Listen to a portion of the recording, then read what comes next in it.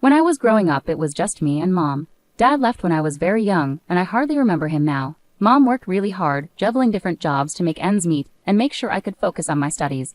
Thanks to her sacrifices, I got a scholarship that helped me finish college without ending up in huge debt. I studied business management because I was determined to succeed and never experienced the financial struggles we faced when I was young. After graduating, I moved to the city. Starting out was tough. I lived in a small apartment and often had to eat cheap meals like ramen. But I landed a job at a big company, starting at the bottom and working my way up. Within a few years, I wasn't just an employee there. I was in charge of a whole department. It was more than just a job to me, it was my territory. I made sure everyone I worked with felt respected and valued. During training sessions for new employees, I always emphasized the importance of respect and taking ownership of their work.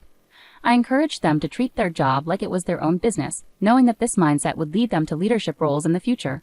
The team was strong, made up of really good people. When I was chosen for the department head position, we went to a nearby bar to celebrate. It wasn't a fancy place, just cozy with cold beer and lots of laughter. Here's to Erica, our boss. Marco, who I've known for ages, lifted his glass high. Everyone else joined in, clinking their glasses together loudly in the noisy bar. Thanks everyone. We're a team in this. Here's to achieving more and making our mark. I shouted over the noise, and the team cheered loudly in agreement. That night, amid all the congratulations and cheers, I noticed Jake. He saw me looking and walked over with a grin that could light up a room. I couldn't help but notice the celebration. What's the occasion? He asked, leaning casually against the bar. Just a little career boost. I've been made the new head of my department, I replied, trying to downplay it. That's impressive. It must come with its challenges, he said, nodding with understanding. I'm Jake, by the way. Erica. Nice to meet you, Jake. We ended up having a more serious conversation than I expected that night. It turned out Jake was a financier, comfortable with numbers just like I was with project plans. Over the next 6 months, our casual dates evolved into spending weekends together.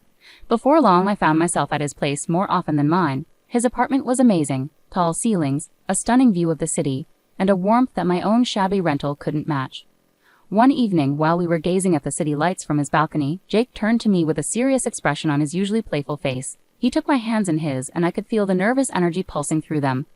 Erica, these past months with you have been the best of my life. I know this might seem fast, but sometimes you just know, right? Jake began, his voice filled with certainty and hope. I nodded, feeling my heart race as the city lights blurred around us. He reached into his jacket and pulled out a small box, opening it to reveal a ring that sparkled brilliantly in the light, almost as much as his eyes. Will you marry me, Erica? Yes, Jake. Absolutely yes, I managed, my voice thick with emotion. And just like that, I was engaged, to a man who truly saw me and loved every part of me, even the tough ones. On the day I was supposed to meet Jake's parents, my stomach churned with nerves as Jake drove us up to a sprawling mansion with a driveway longer than my entire apartment building. It struck me, these people weren't just well off, they were incredibly wealthy. Stepping out of the car, I felt the weight of the place. The house resembled something from an old British movie, all brick and ivy, with gargoyles staring down as if they knew I didn't belong. Jake squeezed my hand as we approached the massive oak doors. You'll be fine, Erica, he whispered, though his voice seemed more for his reassurance than mine. The doors swung open, revealing Mr. and Mrs. Hargrove. His suit looked more expensive than my monthly rent, and her dress could have graced the pages of a fashion magazine. The foyer was enormous, with a chandelier sparkling like a starry sky. Portraits of serious-looking people with titles like Sir and Lady lined the walls. Erica, lovely to finally meet you.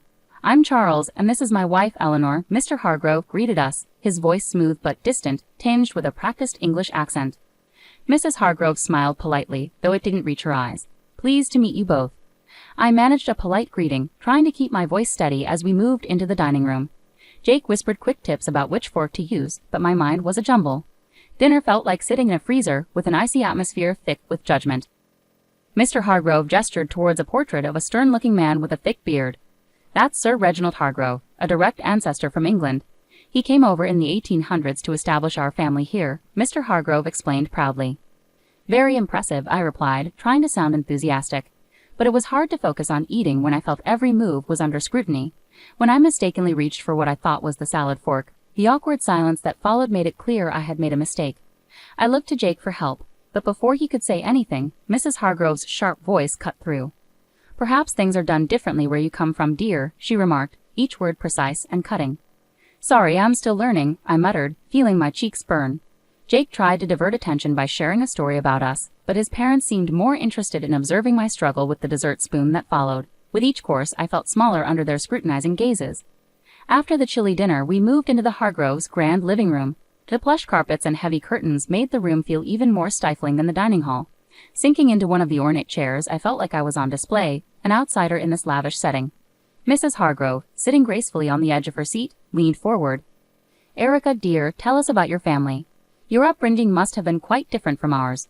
I paused, feeling Jake's tense gaze on me. Well, it was mostly just me and my mom.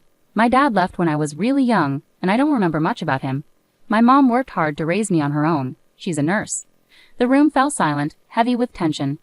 Mrs. Hargrove suddenly stood up, her chair scraping loudly against the floor. "This is unacceptable," she declared, her voice dripping with disdain. "We come from a long line of English heritage with standards and traditions. I cannot, and will not, allow my only son to marry someone without pedigree or knowledge of her own lineage."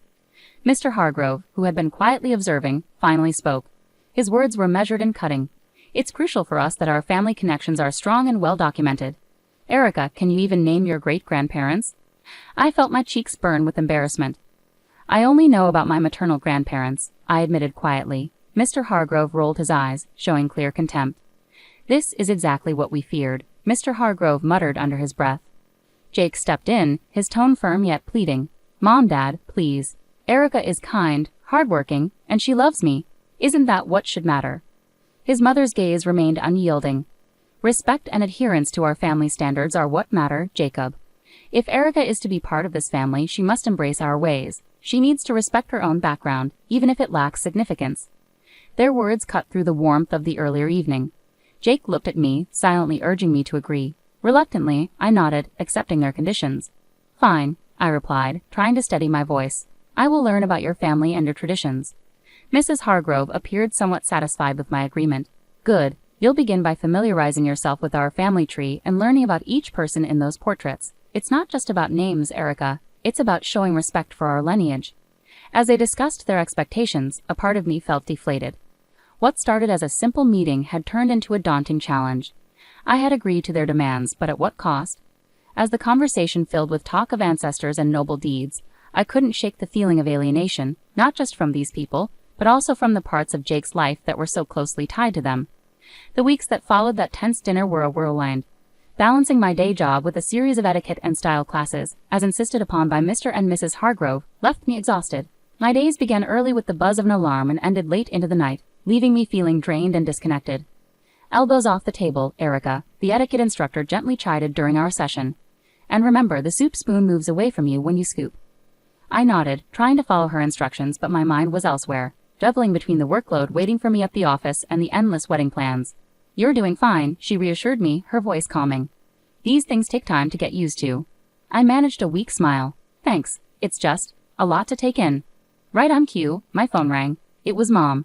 I excused myself and stepped outside to take the call, searching for a quiet corner in the busy city.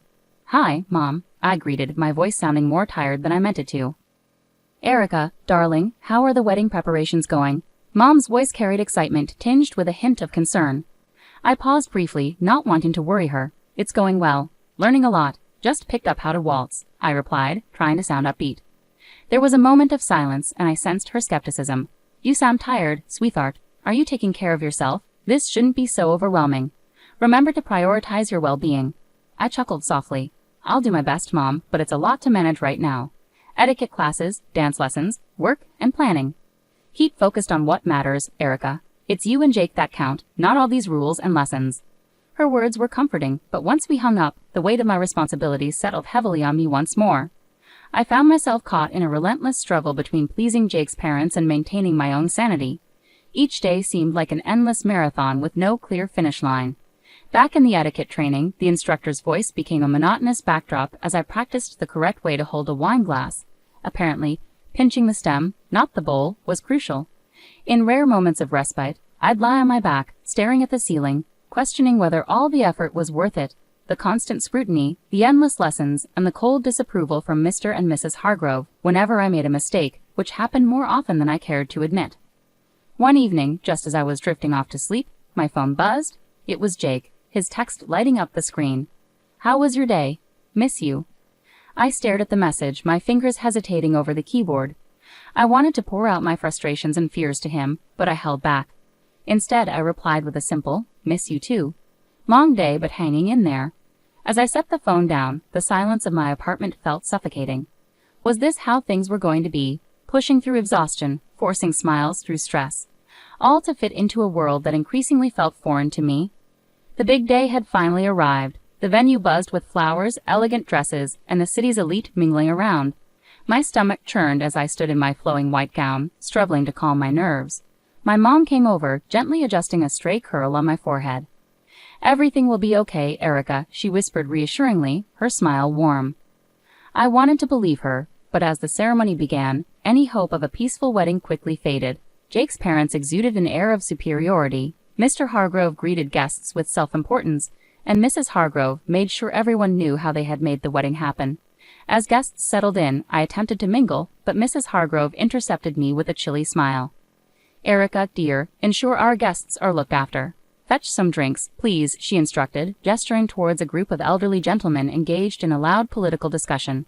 "But," I started, only to be silenced by her stern gaze. "No buts. You're practically family now. Show some initiative," she snapped sharply. Reluctantly, I began carrying trays of champagne and hors d'oeuvres between tables, my wedding dress trailing behind me. The weight of the fabric and the menial task made me feel more like a servant than a bride. I caught glimpses of Jake laughing and chatting, seemingly oblivious to my discomfort. As I passed another round of drinks, I heard Mrs. Hargrove's voice rise above the chatter. "Erica will be serving us tonight. It's good practice for her, don't you think?" Her tone dripped with condescension as she scanned the crowd for approval. That was it. I couldn't take it anymore. I approached her, my hands trembling slightly but my voice steady. "I am not a waitress at my own wedding. There are staff here who are supposed to do this." Mrs. Hargrove stood up, her expression feigning surprise. "You should be grateful we allowed someone of your background into our family. Remember your place, Erica," she hissed, her words cutting like knives. Anger flared within me, and I felt my cheeks burn. "This is my wedding, not a show for your friends," I shot back, my voice carrying more volume than I had intended. The room fell silent, all eyes now fixed on us. Jake, catching the tail end of our exchange, stumbled over, a glass of champagne in hand. "What's going on here?" He slurred slightly, his gaze unfocused. "Your mother is treating me like a servant at our wedding, Jake. This isn't what today is supposed to be about," I said, frustration bubbling up. Jake blinked, looking between me and his mother, his brow furrowing. "Erica, why are you causing a scene? Just do what my mom asks. It's not a big deal." "Not a big deal, Jake. This is our day and your mom is ruining it," I protested, hurt and disbelief mixing in my voice. He took a long sip of champagne before responding, his tone indifferent. "Look, Erica, you should be grateful I chose you. There were plenty of girls better than you, prettier, richer. You're making a fuss over nothing."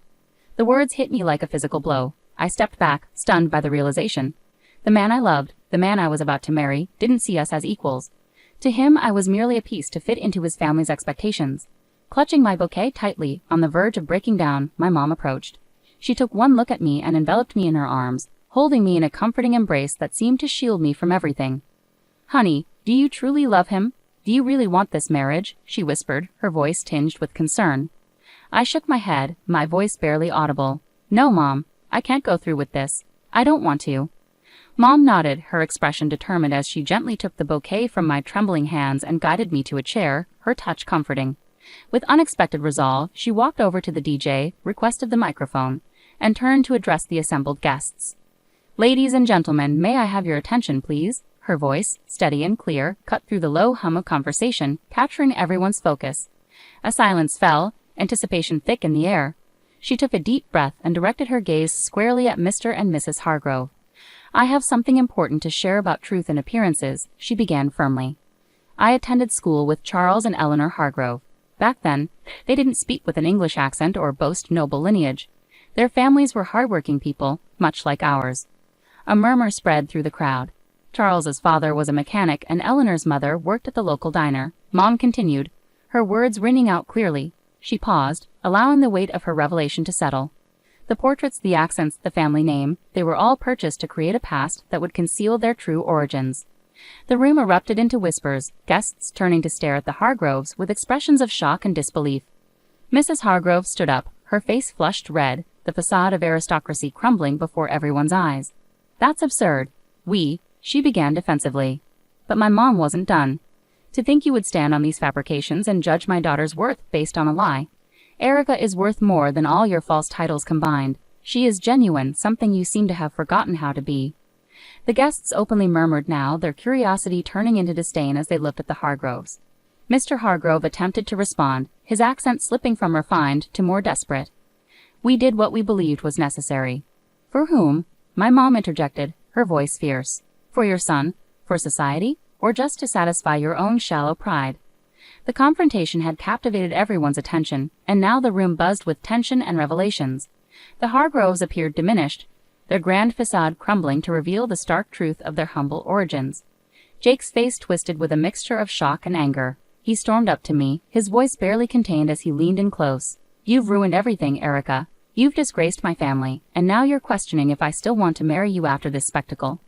His words cut deep, but before I could respond, he grabbed my arm forcefully, pulling me closer. "I'll teach you how to be a good wife, one who knows her place and obeys." His threat hung in the air, chilling and weighty. Summoning all my strength, I wrenched my arm free and stepped back from him. The room fell silent, every eye fixed on us. This was the man I had planned to marry. This was the family I was supposed to join. No, this couldn't be my reality. Drawing a deep breath, I channeled my mother's earlier resolve. "There will be no wedding," I declared loudly, ensuring every guest heard. "I regret ever considering marrying someone who embodies the arrogance and deceit of his parents." Murmurs filled the room, a mix of shock and support echoing through the crowd. Jake stood frozen, his mouth gaping as if trying to undo my words. Beside me, my mother provided a steady presence, shielding me from the chaos. Together we walked through the guests, heads held high. In the weeks that followed, news of the Hargroves' deception spread rapidly through the city. Their fabricated lineage and lofty social status crumbled like a house of cards. Once admired figures became pariahs, avoided by those who had once sought their favor. They sold their mansion and left town, seeking a fresh start where their tarnished past wouldn't follow. As for Jake, I heard snippets. Tales of a downward spiral, nights spent drowning his sorrows in bars. I didn't delve into the details, nor did I have any desire to. He had revealed his true nature, a side too ugly and deceitful for me to ever look back on with fondness. "Thank you, Mom," I said one evening as we sat in our modest living room, a stark contrast to the opulent falsehood I had almost become a part of. "For everything. For being there, for standing up for me, for helping me see the truth before it was too late." She squeezed my hand gently. "I'll always be here, Erica. You're my daughter, and I raised you to be strong and true. No man, no family can ever diminish that." We sat in companionable silence, the TV murmuring in the background, a comforting normalcy after the tumultuous events. I had lost a fiancé but regained my life, my dignity, and most importantly, my future. Returning to work after the wedding disaster felt like stepping into a sanctuary. My colleagues, who had heard about the chaos, were incredibly supportive. "Erica, you dodged a bullet, girl," Marco remarked as soon as I entered the office. Leaning against my desk, he offered me a steaming cup of coffee, a gesture that felt like both a peace offering and a welcome-back gift. "Thanks, Marco. It's good to be back," I replied, accepting the coffee and relishing its familiar bitter warmth. "And yeah, that bullet was more like a cannonball." "That's refreshing," Jenny added from her cubicle across the way. "Anyone who makes you serve guests at your own wedding is no husband material. You deserve way better, honorable." I smiled, appreciating her support. "I think so too. It's nice to be back where I'm valued for who I am, not for the family I could have married into." In the weeks that followed, the encouragement from my team remained steadfast. It was during this period of healing that I met Brian. He was a friend of a friend, down to earth with a quick smile and an easygoing demeanor that was infectious. We first connected at a casual gathering, just friends hanging out on a Saturday afternoon. Brian greeted me warmly as I arrived. "Hey, you must be Erica," he said, standing up to greet me. "I've heard a lot about you. All good things, I promise." "Thanks, Brian. I hope they didn't exaggerate too much," I replied, trying to match his relaxed vibe. We hit it off immediately. His family was a stark contrast to the Hargroves. When I met his parents, they welcomed me warmly with genuine hugs and smiles. "Erica, we're just glad Brian found someone who makes him so happy," his mom said, pulling me into a hug as soon as I stepped through their front door. It felt refreshing, just genuine warmth and acceptance. Brian and I weren't rushing anything. We were taking our time getting to know each other beyond the surface level. Back at work, my boss called me into his office one day. "Erica, I just want to say we've all noticed how you've handled everything. It hasn't been easy, but you've managed to keep your performance top-notch." I nodded, curious about where this was leading. "We think it's time for another promotion. You've proven you can handle just about anything, and your leadership has never wavered." Leaving his office, I felt a surge of pride. With a new relationship unfolding, a career advancing, and the respect of those I cared about, I finally felt like I belonged.